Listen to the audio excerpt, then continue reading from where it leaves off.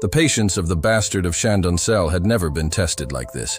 2 whole weeks spent doing nothing but eating, sleeping, and waiting, alone in his cockpit, suspended in the icy vastness of interplanetary space. He had reached the final phase of his training, the most demanding, the most disqualifying above all for a squadron leader.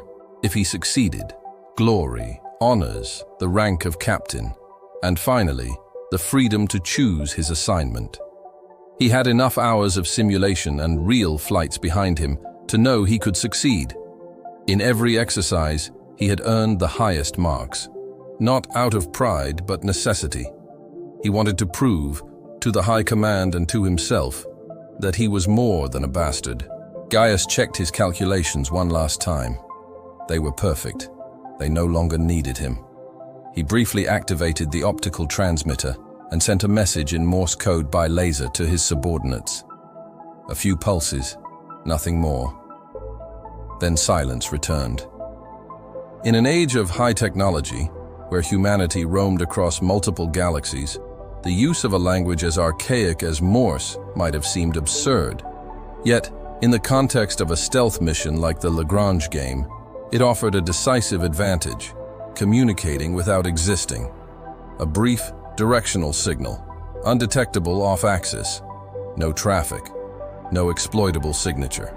Lieutenant Parseval and his squadron had a simple mission in its formulation, ruthless in execution, to perform a Lagrangeization on Station L1 in the Crunen planetary space, the very heart of the Miquelian Kingdom's space forces. Every soldier will tell you, the hardest part of military life is neither combat nor fear, it's waiting. But few understand the loneliness that skirts madness during a Lagrange game. Absolute solitude, stretched across the void, punctuated only by brief daily Morse laser messages exchanged with the pilots under his command. Gaius congratulated himself for insisting on progressive, stepwise training. They had learned to endure silence before learning to fly in the dark. Preparation. That was the only thing that was real. He closed his eyes and allowed himself a final nap of a few hours. In 12 hours, he would know if he had earned his rank. The next 6 hours were the longest of his career. Motionless in his seat, neither eating nor drinking, not even attending to the simplest physiological need. The fighter was cold, almost dead.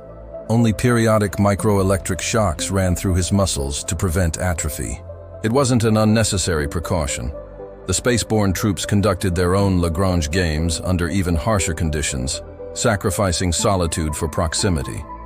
10 soldiers packed into a single capsule, drifting together toward their objective. The systems of Crunen L1 had still detected nothing. The fighters were classified as mere micro-asteroids, lost in orbital noise. In 10 minutes, passive detection would classify them as dangerous debris and activate deflection shields. That activation would end their stealth, but it would also signal their victory. Gaius crossed his fingers. He had timed the exercise to the exact second. His last message had indicated the precise instant when the onboard computers were to be restarted. 1 second too early, and they would be classified as hostile. 1 second too late, and they would be deflected. 1 second before passive detection would trigger, Gaius and his pilots powered up their craft in perfect choreography. The station didn't have time to react. Gaius smiled, then gave the order to Lagrange. No sooner had the command been transmitted than a message appeared on his screen. It was from his mentor, Colonel Xatier Fapu. 2 words, in Arpitan. Félicitations, Capitaine. Congratulations, Captain.